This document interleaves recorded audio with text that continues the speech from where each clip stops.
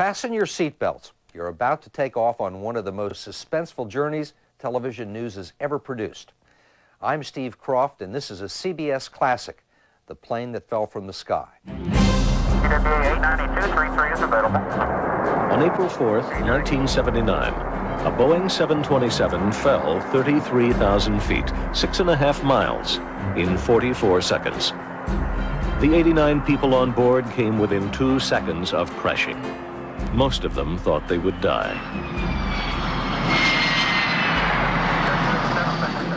For those of the 89 who still fly, every landing they now make is a miracle. Tonight, we're going to find out what happened during one of the most extraordinary flights in the history of commercial aviation. In a moment, we'll take you back to April 4th, 1979, and put you inside the plane that fell from the sky.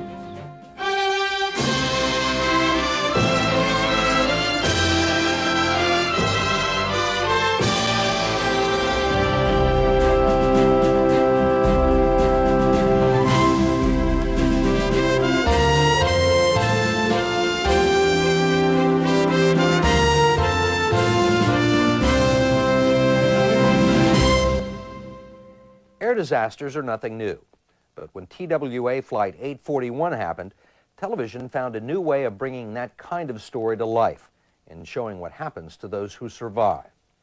The CBS classic broke new ground by daring to blend the hard facts of journalism with the theatrics of Hollywood. It sparked controversy, but earned near-record ratings in the process. The Plane That Fell from the Sky was first shown on July 14, 1983, at a time when the news was filled with reports about air crashes, near misses, and disasters in the sky. The saga of TWA Flight 841 would force viewers to see those kinds of stories as never before. Correspondent Bill Curtis begins the story on firm ground, but soon passengers, crew, and television viewers would find themselves in the middle of an extraordinary real-life drama. This is where it started, JFK Airport, New York, where TWA 841 originated on a clear spring evening in 1979. Tonight you will see a recreation of that flight, which we filmed in a studio, at an airport, and in a cockpit simulator. We flew the 3-man flight crew and 39 of the 82 passengers to these locations, so they could show us what happened when their 14-year-old 727 fell out of the sky. It is not necessarily the version of the National Transportation Safety Board or the Federal Aviation Administration or the Boeing Company. This is what the flight crew members and the passengers have told us. Except for the flight attendants who work for another airline, all the people you will see in this recreation were on TWA 841 that night. And all the words you will hear are their own. The passengers boarding Flight 841 from New York to Minneapolis were a typical mix of people traveling for business and pleasure, of novice and experienced flyers. The Andrettas were returning from a funeral in Italy, Deborah Price from an archaeological conference in London, the Rushers and Gaultiers from a vacation in Spain. Oh, just fine. A little late, aren't we? I'm sorry, yes, we are. Holly Wicker, an adoption escort, was traveling with orphan children from Calcutta. Seeing the children through the long, strange flight to their new homes in Minnesota, Holly and Cheryl Fisher had just taken charge of the children in New York. Excuse me, you're going to need to buckle her in. The children were tired in that they had been in the air for a long time, but they knew they were going to their new moms and dads at that point, and so they were excited. I was expecting a larger plane. Up close, that particular plane looked kind of old and beat up. It looked like a real Model T 727. Salty, 20-year-old airplane. Certainly not a new piece of equipment. There was plenty of time to settle in. Dr. Fair thought about the only copies of his research notes for a speech he was to give the next morning. Fred Rasher noted that the flight number, 841, was the same as the address of the house he was born in. Shell and Louise Roberts talked about the baby they expected in a few months. Patricia Moss Morgan's horoscope that day advised against travel. Roger Peterson was a little bit nervous. I always remember thinking, when I get on a plane, you know, is anything going to happen? We hadn't flown since we got married. I loved flying. In fact, when I was very young, I thought maybe I'd even be a stewardess. I think I probably was the last person to board. I thought I missed the plane. I just have been a person that has tried to let my head rule my fears, and so I've always known that flying is by far the safest way to travel. Come and check. Brakes. For the crew, 841 was just one more leg on a flight package which began the day before in Los Angeles and took them to Phoenix, Albuquerque, Amarillo, Wichita, Kansas City, Chicago, Columbus, and Philadelphia. They had rested a while at Kennedy Airport and picked up this 727 for the night flight to Minneapolis. The plane that we picked up was dirty, filthy, and it was going to be night, so I cleaned up the cockpit as best I can. We were on the second day of the trip at this point, so we know each other pretty well by this time. I've flown with Scott a few times before, and I'd never seen Gary before. Scott was a nice guy, first rate from where I was at. Hoot was the first one to say, I've been on the plane for just a few months. If you see me doing anything wrong, let me know. A little bit, because this is my first trip back on this airplane for a long time. So just keep an eye on me. Kennedy Ground Control, this is PWA 841. We notice an awful lot of lights out here ahead of us. We just wondered where we are in line for takeoff. Number 27, all right. We were about 2.5 hours late before we actually departed Kennedy. Our conversations had a lot to do with, Lord, here we are, and it's a long time before we can get off. We're moving up very slowly, all kinds of little beacon lights out there. If we could have your attention in the forward and mid-cabin, we'd like to acquaint you with some of the safety features of the Boeing 727. Your seat's equipped with a metal-to-metal seatbelt. When the flight attendants gave their demonstration, I didn't pay close attention at all because I'd been through it once already that day and a couple times earlier that week. We thank you for your attention and hope you have a pleasant flight. I thought it would be interesting to write to my son about the takeoff. We look out and all we can see are little blue lights in the middle of complete blackness.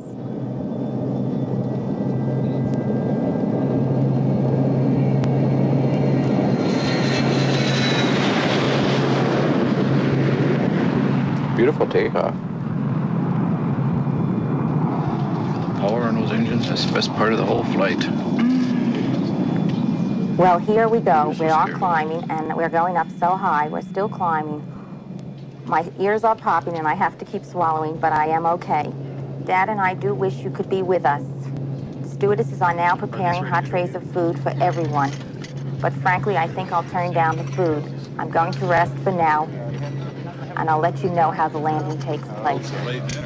The older children were pretty hungry by then, and we were sort of waiting to see which American foods they were going to accept and which they were going to reject. A little bit. We climbed to 35,000 feet, and we were in the clear. Sure is smooth to have a wind that strong. At that altitude, we were experiencing a considerably heavy headwind. I did a ground speed check. It looks like we've got about 100 to 110 knot loss here at 350. Hey, Gary, why don't you tell me when we're lining up for 39 and we'll go on up. When it came time, I said, you know, it's time to roll. We can go up to 39. Zero anytime you want. Roger. Third, TWA 841 is cleared to flight level 390. Ladies and gentlemen, this is the captain. We've been cruising at 35,000 feet and experiencing headwinds of about... He did tell us he was going up to 39,000 feet. And I got up and left my seat and went to the bathrooms. We'll be climbing up there shortly. Thank you. My husband, being a smoker, decided that he was going to go back of the plane and smoke. I proceeded to spread my cosmetics on the counter and then started combing my hair. I sat in the back of the plane, lit a cigarette. I think, how smooth this flight is. It's like sitting in my living room. It was a very clear night outside, pretty close to a full moon. Scott was doing a ground speed check, and Gary was just making final adjustments on the power. The first thing I noticed was very slight vibration. You can feel it in the balls of your feet, you know, just a high-frequency vibration in the airplane. All of a sudden, there was sort of a shudder where the whole plane shook. What is that? Mom, what's happening? I don't know. The check is down, Mom! Don't worry, I'm going to die. I'm going to... The nose went down, I couldn't control the roll rate. Get him up! I look towards Get him up! Get him up! Get him up! He's hollering, get him up, only no one's responding yet. And he was telling me to pull the spoiler handle. He let go of the wheel with his hand and reached over and pulled him up himself. That doesn't even slow the plane down. That doesn't even start to slow the plane down. The airplane was flying itself. It was doing its own thing. And then we just tailed off into this thing and just went into a big spiral. It felt just as if a giant hand were propelling us at an extreme rate of acceleration. One of the stewardesses was going flying by, so I grabbed her. The screaming of these engines was just horrifying. The sound was like this rushing, screaming sound, like those old movies when a plane is hit. We held on for dear life. Everything did go into slow motion. Pushed back into the seat, deeper and deeper and deeper into the seat. You thought that you were going to run out of cushion. My attention at that point was totally focused on a 5-pound baby on my lap who was turning blue. All I could think was that I had to give her mouth to mouth. And I just figured that if anybody had a chance, it would be in the back. There'd be nothing left of us in the front. All I knew is I have to get out of there, as though getting out of the bathroom was going to make everything okay. I found myself yelling at the top of my voice, instructions to the pilot. I was able to move my hand up and touch my face, and it felt like stone. Maybe this is the way you feel when you're dead. I felt like something was coming down on top of me, like the old horror movies. This big cement block is coming down on the heroine and is going to crush her to death. Our plane is descending at a rate of 76,000 feet a minute. Scott was on the control wheel with me. Tried going forward, backward, reversing the controls, ran the spoiler handle up and down at least a couple of times. Nothing was effective at all. It'd be like sitting in your car on a grease rack or something, or nothing's hooked up. I just knew that what we were doing wasn't regaining control of the aircraft. And I literally say to myself, my God, it's all over. I wonder what it's going to feel like to hit. I think we just accepted the fact that everybody was going to die. So I asked the Lord if he wouldn't save all the passengers in the plane, perform one miracle.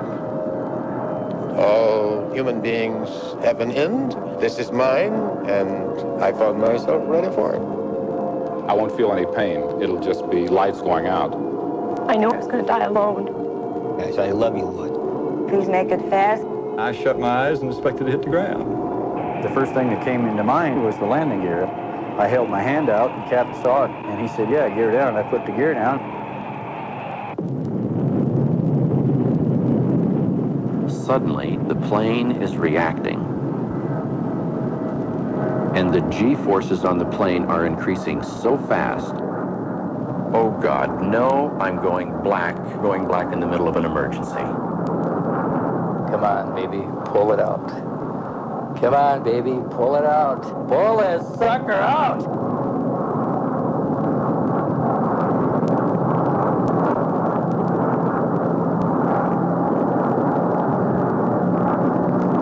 When we came out of the fall, it felt somewhat like a roller coaster ride, coming off the bottom of the largest hill.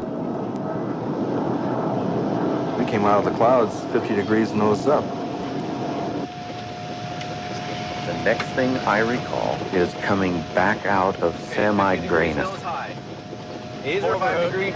Bring it down just a little bit. Easy. Now we're in a 45-degree left bank turn. I couldn't read the instruments because they were shaking so bad, but Gary was telling me airspeeds, attitudes, and everything. Go negative. Don't go negative. Bring it down. That's it. Looking better. Mrs. Merrill had fallen out of the restroom, and she appeared to be unconscious. And I had no idea where I was or what had happened. I was just in a fog. She appeared to be in a state of shock. She was staring straight ahead. I don't think she was seeing anything. Floyd Carlson, he had a screwdriver sitting on the arm of his chair, and we went through that whole dive in that thing, and that drink never spilled or nothing. I started shaking all over, Jenny. Couldn't control the shaking. I was crying the whole time, hysterically. I turned to the woman and said, We may have to do something, and I'd like to be able to hear what it is. she shut up like a faucet. Ladies and gentlemen, I'm sure it's been very apparent to everybody that we've had a slight problem. We're going to be pretty busy up here for the next few minutes, and we'll get back to you as quickly as we can. Almost immediately was when Gary said, well, we've lost the System A hydraulics. Down, pressure's down. Okay, I'm going to fly the airplane. Captain Gibson said to us, okay, I'll fly the airplane and you guys deal with the emergencies. The air traffic controller had already said something, and so I told him to stand by. We'd be with him in a minute. We had a problem. I can't hear you. I can't hear you. You're going to have to... Scott and I are screaming If System A, turn the both emergency procedures. Depressurize The and fluid check is quantity. zero. The fluid is zero. It's all the way down. System A, both pumps are going to depressurize. I came back and sat next to her. I said to him, Art, where in the world have you been? If we go down, we should go down together. Go back there to have a smoke. I bet if you asked any person in that plane if they had a parachute, would they have jumped? Everybody would have said yes. We talked about where we were going to go to land the airplane. You guys take care of the checklist. We finally decided we were going to go to Detroit because that was a TWA facility. Detroit sounds fine to me. He was having a great deal of difficulty keeping it level. And I reached over, and the three of us held hands, and we said the Our Father. Thy will be done on earth as it is in heaven. Give us this day our daily bread, and forgive us our trespasses. I had a feeling that there was an awful lot of prayers in that plane. But deliver us from evil. There were a lot of people who were very silent, who were living through this very much by themselves. Everybody seemed to be making their own peace with God. Crank nose gear down. We had 3 red lights, which means the gear is unsafe. It's not locked. Boy, do I feel it. But when we crank the nose gear down, all the buffeting goes away. By turn. Green light. Green light. Okay, All Gary, right. get one I of the told flight Gary attendants up here to brief the flight attendants. and prepare him for the worst. All of a sudden, we heard a bell ring, and then all the attendants rushed into the galley and pulled the curtains. Okay, listen, we gotta get the cabin ready for emergency landing. And I was trying to listen to hear what they were saying to the galley, and I couldn't hear, but... 8 minutes to do it, you understand? Okay, let's go. Let's get They came out, and they were very business-like, very stern-faced. And it will be with me for the rest of my life. The very first 2 words he said were, upon impact. The stewardess came along, and she walked on the armrest, and she threw everything down. The coats they threw down, you would use that as cushioning, plus the pillows and the blanket. Take your shoes off, put them in the seat back pockets in front of you. They're a lot better off than we are. They have something to do. And we had nothing to do but to sit there and do what we were told. Check the security of your seat belts. I was looking around at the other passengers. I saw a couple hugging each other and crying. We requested to fly down the runway at 75 to 100 feet in the air. We wanted somebody out there to look at the airplane to let us know what the bottom side looked like. The tower operator put a beam on us, and they were able to determine that the gear was down. Okay, TBA 41, runway 3 left, cleared to land. One could see it looked like the 2nd Armored Division had arrived. And I could see the ambulances and the fire trucks out there waiting, and I knew what they were waiting for. Hey. There wasn't a whole lot of control left. Go in and crash in. And we've decided that the first approach is the last approach. Coming through 200 feet. Emergency position now! 3 of us were all praying together, and we were holding hands. You know, I guess there were a lot of prayers sent skyward at that point in many ways and in many tongues. I knew that we were going to crash and I was going to see something, bright light or keeping her or something. The runway looks farther away than it's ever looked in its life. Everybody's just about holding their breath. We're approaching the runway. 40 feet, 30 feet, 20 feet. Who's flying it all right? So we shot the approach right at about 200 knots. We seemed to touch on one gear. And then that first wheel hit the ground. And I thought, thank God. He's even able to hold it on one gear. All 3 are reversing. And the nose gear touches, and it's all right. And we're going down the runway, and we have no brakes. And I remember Poot just saying, stop, you son of a bitch, stop. Stop.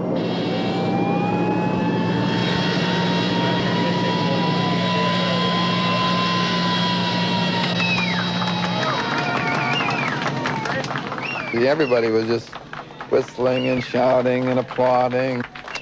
There was a tremendous sigh of relief. Praise the Lord. They were home.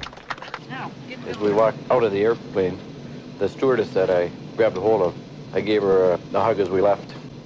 The door of the front cabin was ajar. Thank you for bringing us in. That was a remarkable job. Thank you, sir. The two members of the crew were sitting and staring straight ahead, almost as if they were in shock.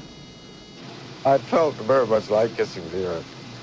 I was glad to get on terra firma. It was unbelievable that here it is.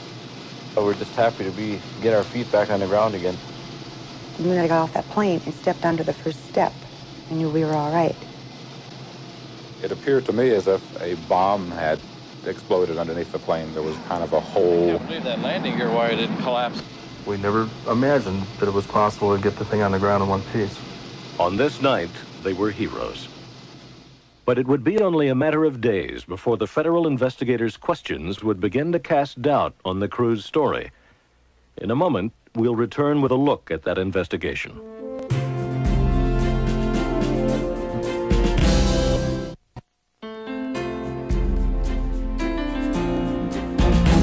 There was terror in the air last night for 8. Within 24 hours, millions would know about the dive of Flight 841. Suddenly, the plane began vibrating and then did a complete rollover. It dived 29,000 feet, more than 5 miles, before the pilot regained control. Federal aviation officials today are seeking the reason for that bizarre accident. 8 days after the dive, Les Campshire, the chief investigator of this case for the federal government's National Transportation Safety Board, called the crew to an open deposition in Inglewood, California. All the interested parties were there.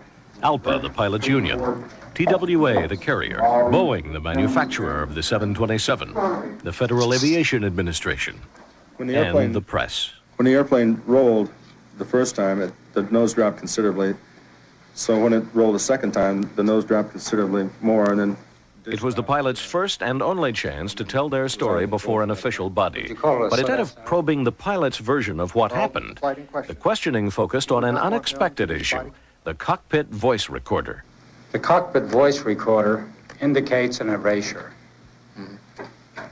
Did you erase the recorder? Not to my knowledge. Did anyone erase the... I didn't see anybody erase it. But it was erased, and that made the investigators suspicious. Was the crew trying to hide something? Would you agree with me, sir, that this investigation is handicapped by the absence of a cockpit voice recorder? Nobody wishes more than I do that we had this thing, because what it would have done, it would have made the two crew members that worked with me, it would have made them look really good because they did a real professional job, and I wish that we had this information also. Well, sir, would you at least agree with me that whatever information was on that cockpit voice recorder, this investigative body, will never know? The erasure was a turning point. Soon after this meeting, Chief Investigator Campshire told Aviation Consumer Magazine, "I assume they're hiding something. I just can't prove it. I'm satisfied there was nothing wrong with the airplane."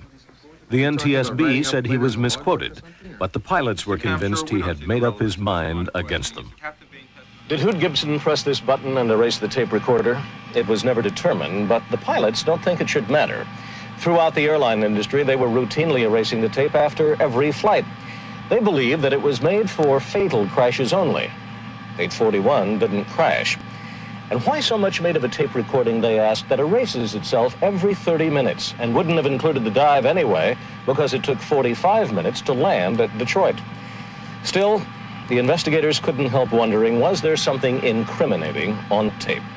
An assumption that infuriates co-pilot Scott Kennedy. You find out, we certainly didn't have time to sit here and work up some kind of a lie. We just had our hands full of a very sick airplane at night. Investigators inspected that sick plane in Detroit the day after. The underside was torn.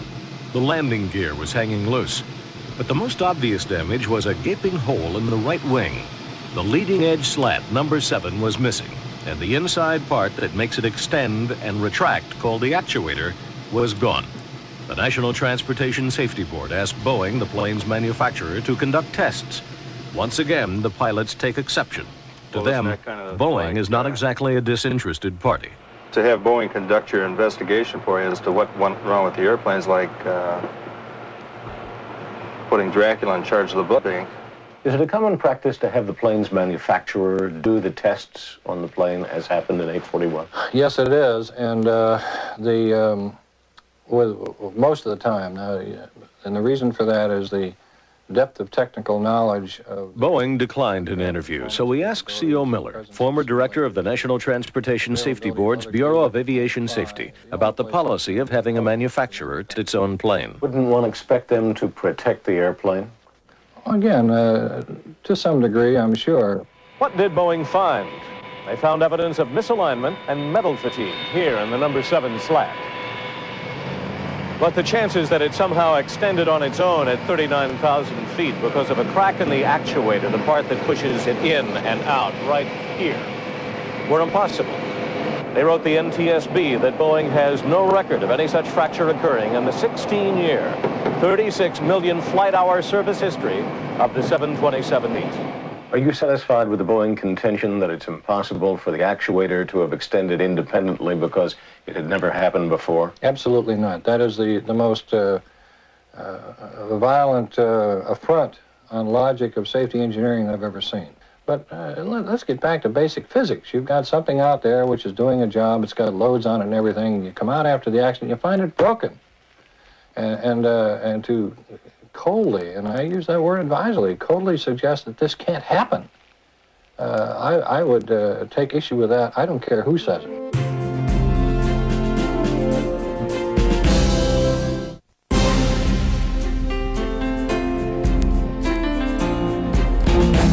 Boeing placed the blame here, in the cockpit. They suggested that pilots Gibson, Kennedy, and Banks tried to increase the plane's airspeed by using an unauthorized procedure. At the time, there was shop talk among pilots that airspeed could be increased by extending the flaps slightly. So Boeing theorized that the pilots tried to extend the flaps in mid-flight by pressing 2 buttons here and 1 at the rear of the cockpit. If that is what the procedure proved disastrous. The plane rolled to the right, turning over once. And during the second roll, it went into a nose-down spiral heading straight for the ground, falling 33,000 feet in less than a minute. The maneuver, which they claim caused the dive, is labeled the Boeing scenario. Had you ever heard of that scenario or that kind of practice before? No, I never had. In fact, the first time I heard of that was about 3 weeks after the incident when the National Transportation Safety Board began to leak that information out to aviation publications, and I didn't even know what they were talking about. Nobody's going to go up there, and not with 80-some passengers. They're not going to go up there and screw around. What would you have done if Hoot had done the maneuver, the scenario? I would have probably turned him in at the earliest opportunity as fast as I could. Have no problem with that one. The Boeing scenario was a theory only, and both TWA and the pilots' union demanded it be withdrawn from the report because it went beyond what Boeing was instructed to do, conduct physical tests. Boeing complied and took it out of the report in November of 1979. But the NTSB investigators would not forget it. A year and a half later, when they met here to issue their final report, the Boeing scenario was adopted. The crew's manipulation of the controls, it said, was the probable cause. Now, it was official. It was the crew's fault. We wanted to ask the NTSB and Boeing what evidence supported their conclusion. They refused an interview because of pending lawsuits. However, But safety investigator Jim McIntyre, speaking for the Airline Pilots Association, thinks the report went beyond what the NTSB could prove. This conclusion is not based on any evidence. It was reached through a theoretical elimination of any possible mechanic failure. TWA Vice President for Public Affairs, Jerry Cosley, gives us the airline's view. But we don't think that Boeing's position in the thing should automatically turn the cannon on the cockpit crew. They have testified under oath. There is no evidence that they did what the NTSB in effect accuses them of doing, and I think both Boeing and TWA will continue to monitor the 727 fleet closely, as do other operators, to see if anything develops downstream that will shed some light on this. But they do more than monitor their aircraft. Even though the NTSB report cleared the plane of mechanical failure, TWA and the other airlines changed their maintenance procedures to inspect for actuator cracks more often. And the government's own agency, the FAA, recommended more frequent inspections of actuators for all carriers. And what about the actuator that was on the original plane? Most of it was never found, but a portion was sent to Boeing for testing. It's now missing, discarded or destroyed by Boeing after tests. And what about the pilots? Even before the official NTSB report blamed them for the dive, the story spread throughout the airline industry that they had been fooling around, experimenting in the cockpit. They feel it destroyed their reputations. They have become bitter at the thought that TWA and their union hadn't been stronger in their support. And in their isolation, they developed their own theories about why the blame has been pinned on them. I don't know that I was framed, but I think that the crew was used as a scapegoat. If you're conducting an investigation on your own aircraft and there's a chance of it being grounded, if you got a serious problem in this area, I think the best thing you can do is run way down the street and build a great big fire and get somebody's attention while you work on your problem over here, and the fire being pointing here at the crew. 18 months after the NTSB issued its final report in this room, the pilots' union petitioned this board to reconsider its findings. The three pilots view this action as too little, too late. They have already put their case in the hands of the courts. They have filed a $20 million libel suit against Boeing, the FAA, and the NTSB to clear their names.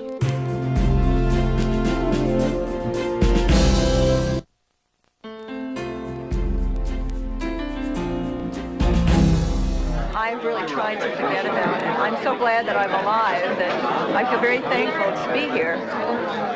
Before filming our recreation of 841's dive, we gathered the passengers together. It was the first time they could talk to each other about how the accident affected them. I've become a fanatic. I've read all kinds of things about airline safety. I get in a plane now and I do everything that you're supposed to do. I read the cards, I find out where the exits are. But you can't get in a plane. Only with Valium.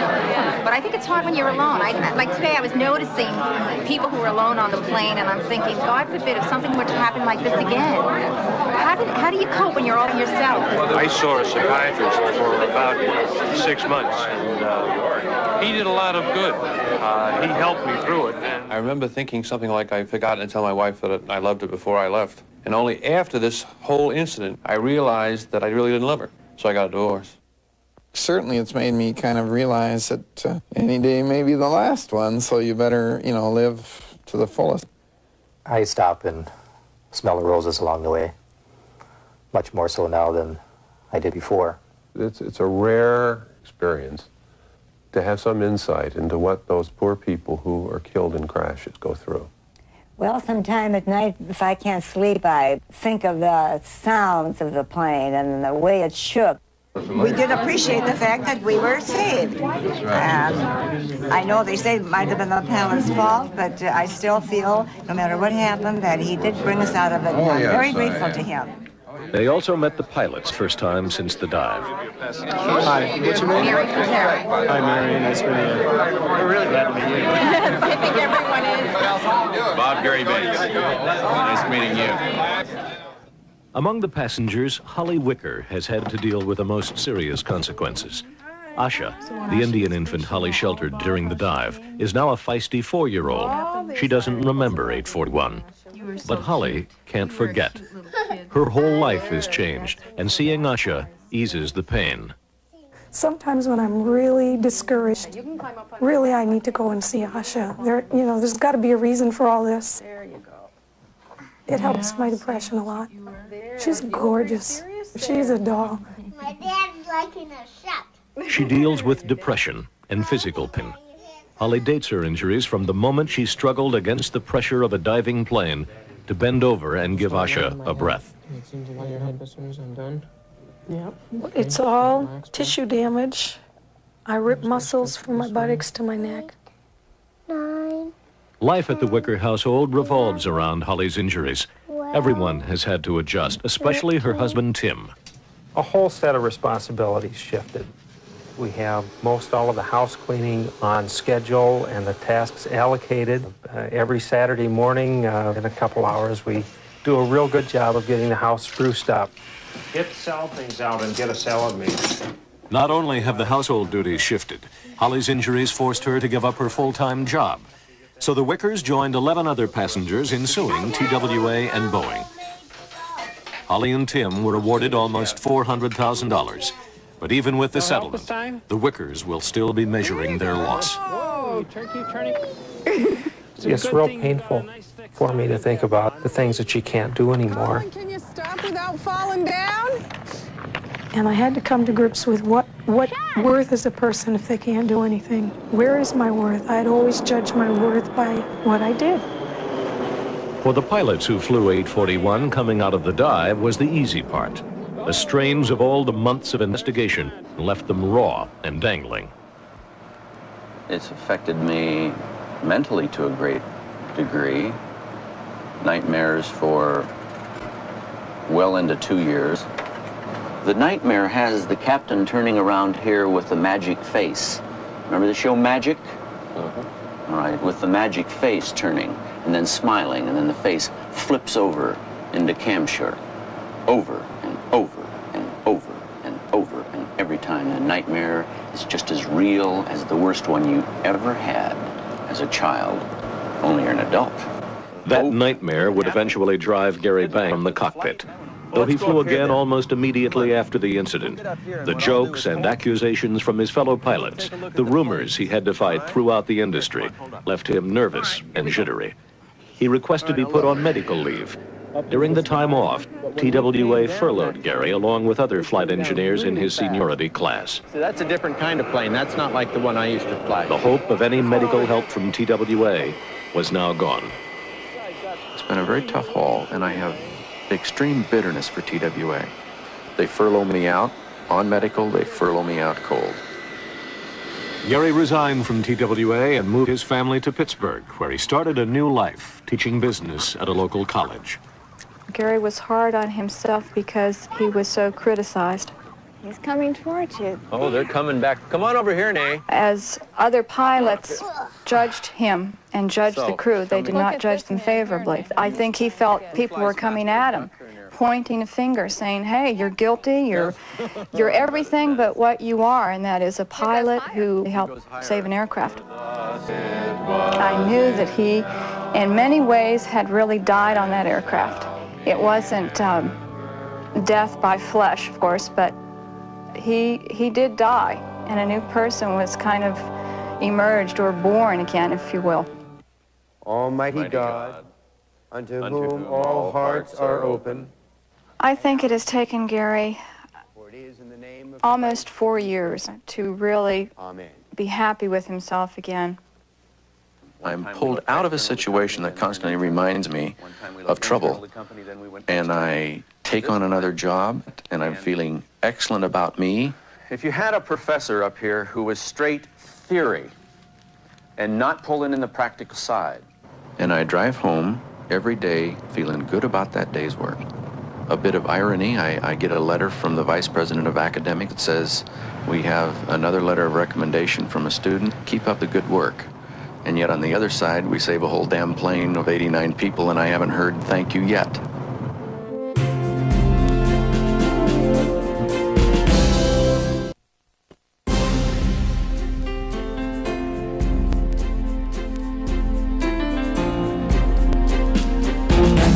Scott Kennedy still flies as a co-pilot for TWA.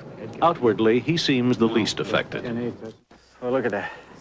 That is just fantastic. Look at that. If you didn't have a rifle. The Kennedy family had always dreamed of moving to Colorado. The town of Durango, nestled in the mountains, was a place that offered peace. After the 841 incident, they decided to make the move sooner. I and my wife and my family had determined that this area represented more what we wanted out of life. We could enjoy the outdoors, we could enjoy God's beauty of nature.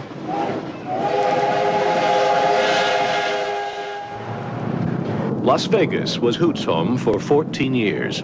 His friends there saw him through a divorce. But supporting him throughout the investigation proved harder. Since this event's happened, it's been a little difficult living in my community. Like when I used to go out and run, you know, people wave at me now. People go back in the houses when they used to wave or, you know, pretend like they don't see me. Well, in the last 4 years, I don't think I've gone much more than maybe 5 or 10 minutes would be a real long time not to have it just flash through my mind. I left the United States because it seemed like I couldn't escape this thing because I'm still in the industry. I thought possibly by coming to Costa Rica where people didn't know what I did for a living, that I could kind of just blend in with the countryside here. And down here, I just feel the people, they're friendly people and they like me just because I'm me. Nobody knows about TWA's Flight 841 and they could care less. Costa Rica was kind of an escape, I guess. I came down here hoping to get away from everything. It's a beautiful place and living is reasonable. I hadn't relied on anything other than aviation up until the last 4 years, and when this thing happened, it took me about a year to decide that maybe I wasn't going to be able to, you know, to maintain and do this job under the pressure. While still flying for TWA, Hoot began to spend time in Costa Rica working on a jojoba bean farm he owns with friends. His instinct that he needed an occupation other than flying proved to be right. His career as a TWA pilot may have ended because he's developed serious health problems. He blames them on the battle to clear his name. I think it's had a greater effect on my health than negative effect than anything in my whole life. I have an ulcer, a stomach problem right now. I'll be grounded for a mandatory 6 months. Maybe this little bit of time off will give me the break that I need. Maybe I can go back and handle things a little better. A lot of the people, I think, don't have any idea what they're in for when they're confronted with a situation like this. The last 4 years haven't been too great. I don't know what I can do to make it be over for me. It's just that I can't get it out of my mind. For Hoot, Scott, and Gary, Flight 841 has never landed. For people who care about air safety, the NTSB investigation is far from conclusive. But the 727 that fell from the sky 4 years ago, it takes off and lands somewhere around the country almost every day. Transworld 483, taxi. To recreate Flight 841 for this documentary, CBS paid the participants for their expenses and reimbursed the flight engineer for whatever income he lost during the filming. The filming itself took 3 days on a Hollywood set, using the same vibrating platform used for the movie Earthquake.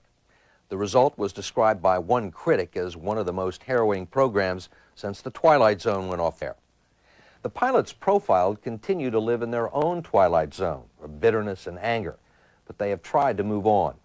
Gary Banks has moved to Washington State, where he's teaching. J. Scott Kennedy continues to work for TWA these days as a flight engineer. He still resides in Durango, Colorado. Pilot Harvey Hoot Gibson retired from TWA in 1989.